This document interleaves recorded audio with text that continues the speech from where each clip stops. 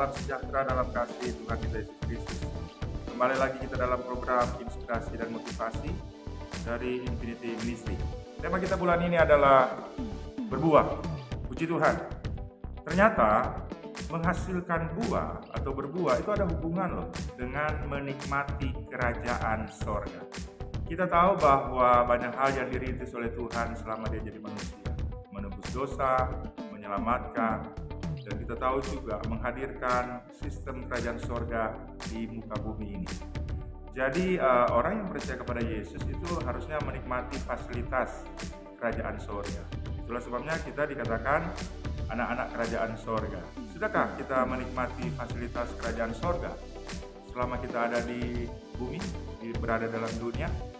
Ternyata menikmati fasilitas kerajaan sorga itu ada hubungan dengan menghasilkan buah. Matius pasal 7 ayat 19.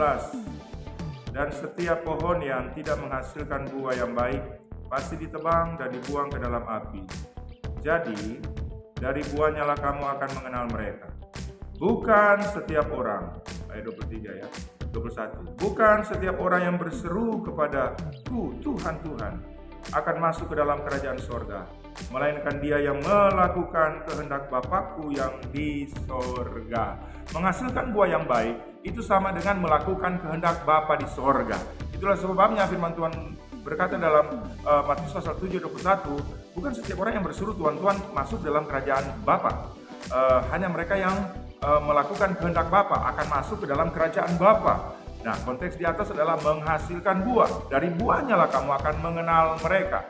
Tidak mungkin pohon yang baik menghasilkan buah yang tidak baik. Pohon yang baik menghasilkan buah yang baik. Pohon yang tidak baik menghasilkan buah yang tidak baik. Dan ayat 19 berkata, setiap pohon yang tidak menghasilkan buah yang baik pasti ditebang dan dibuang ke dalam api. Saya kira percaya, marilah kita hari-hari ini sebagai orang percaya harus menghasilkan buah. Karena kalau tidak ditebang loh. Saya nggak tahu pengertian ditebang itu seperti apa ya, tebang. Yang jelas firman Tuhan tegaskan bahwa pohon seperti pohon yang tidak menghasilkan buah itu akan ditebang. Itulah sebabnya kita harus menghasilkan buah, dan ternyata buah itu adalah buah-buah yang baik, perbuatan yang baik, yaitu melakukan kehendak Bapa di sorga. Itulah sebabnya orang percaya itu sederhana sekali.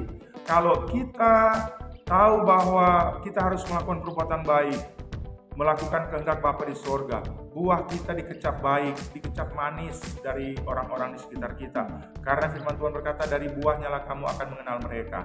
Karena konteks ayat ini kan tentang nabi palsu. Dari mana kita tahu bahwa nabi itu tidak benar? Dia datang seperti menyamar seperti malaikat terang. Kata-katanya manis banget, pengajarannya wah luar biasa. Tapi sebenarnya dia sementara menyesatkan kita. Itulah sebabnya tandanya dari buahnya, yaitu dari buahnya, buah-buah yang baik. Jadi orang yang percaya itu nggak usah bertele-tele lah hidupnya.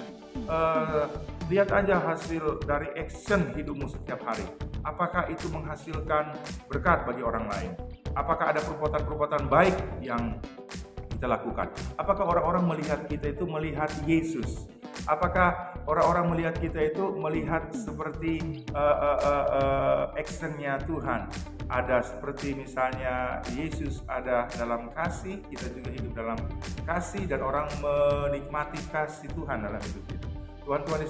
Orang-orang di sekitar kita menikmati kasih Bapa dalam hidup kita.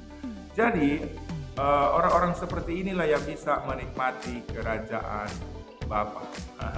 Kerajaan Bapa itu bukan berarti kita meninggal masuk surga ya.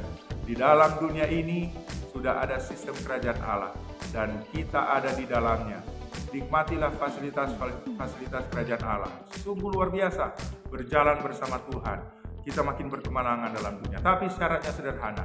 Pastikan kita menghasilkan buah yang baik, yaitu melakukan kehendak Bapa di sorga. Haleluya, haleluya. Tuhan Yesus memberkati kita semua. Amin.